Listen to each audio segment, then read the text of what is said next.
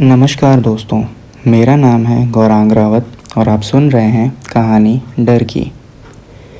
आज की कहानी हमारे साथ शेयर की है शिवानी जी ने। तो सुनते हैं आगे की कहानी।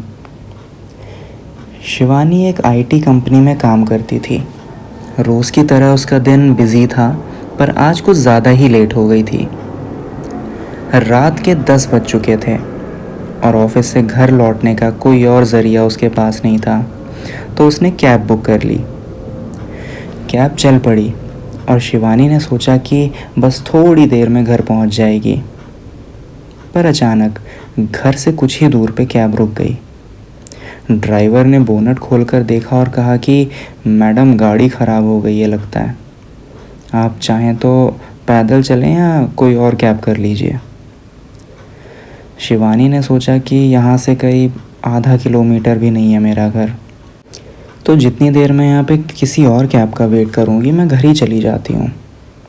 शिवानी ने अपना फ़ोन निकाल कर देखा तो बैटरी सिर्फ 5% बची थी। उसने सोचा कि चलो ठीक है, मैं ईयरफोन लगाती हूँ और यहाँ से पैदल चलना शुरू करती हूँ। सड़क के एक तरफ बड़े बड़े पेड़, जो रात के अंधेरे में और भी भयानक लग रहे थे, वो देखकर शिवानी को काफ़ी डर लग रहा था, पर वो फिर भी उस गहरे सन्नाटे में आगे चली जा रही थी। तभी अचानक एक पत्थर आकर उसके पैर से टकराया। शिवानी ने ज़्यादा ध्यान नहीं दिया। शिवानी उसे इग्नोर करके थोड़ी देर आगे चली ही थी कि दोबारा से उसके पैर पर किसी ने पत्थर मारा। उसको लगा कि हो सकता है कोई यहाँ पर खड़ा है जो मेरा पीछा करने की कोशिश कर रहा हो। उसका दिल तेज़ी से धड़कने लगा। उसने धीरे से पीछे मुड़कर देखा तो उसकी सांस अटक गई। सड़क के किनारे जो एक पुराना बरगद का पेड़ था, उस पेड़ की एक मोटी सी शाखा पर एक आदमी उल्टा लटका हुआ था, पर वो इंसान से ज़्यादा एक काली परछाई जैसा लग रहा था। उसका पूरा शरीर काला था और आंखें एकदम सफ़ेद। जैसे उस परछाई ने अपना हाथ उसकी तरफ बढ़ाया, शिवानी चिल्लाई और भागने लगी। उसका दिल ज़ोर ज़ोर से धड़क रहा था, पैर कांप रहे थे, लेकिन वो भागती जा रही थी। उसने अपने पीछे देखा तो वो साया भी उसके पीछे पीछे आ रहा था। वो पूरी ताकत लगाकर अपने घर की तरफ भागी। घर पहुंचते ही उसने दरवाज़ा अंदर से बंद कर लिया। उसका दिल अब भी घबरा रहा था, पसीने से भीग चुकी थी। वो सीधा अपने कमरे में गई और अपने बेड पर लेट गई। अपनी सांस नॉर्मल करने की कोशिश करने लगी, लेकिन फिर एक हल्की सी आवाज़ सुनाई दी, तुम्हारी खुशबू बहुत अच्छी है। शिवानी का रोम रोम कांप गया था। वो तुरंत बिस्तर से उठी और इधर उधर देखने लगी, पर कमरा एकदम खाली था।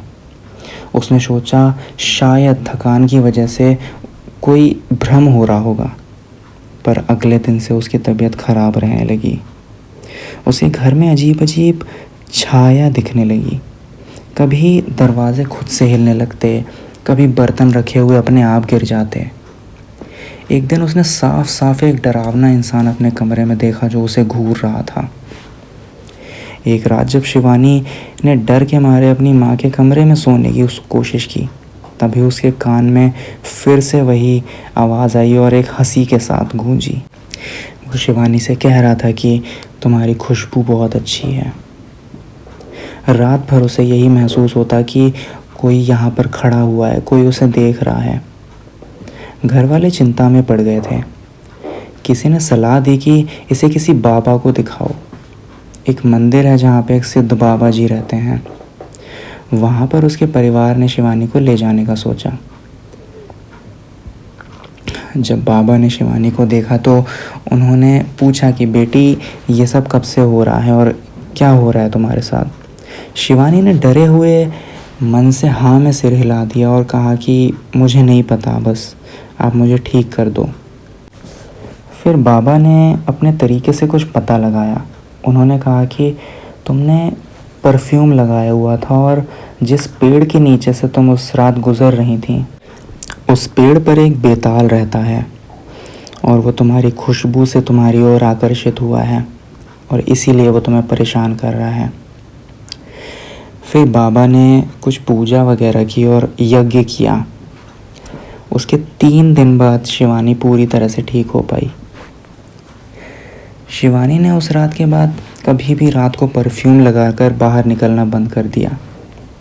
लेकिन एक बात उसने हमेशा याद रखी, रात के अंधेरे में किसी अजनबी जगह से गुजरते वक्त कोई भी आवाज़ आए तो मुड़कर मत देखना। तो दोस्तों, ये थी शिवानी जी की कहानी। इसी के साथ हमें आज्ञा दीजिए, हम फिर लेकर लौटेंगे कहानी डर की।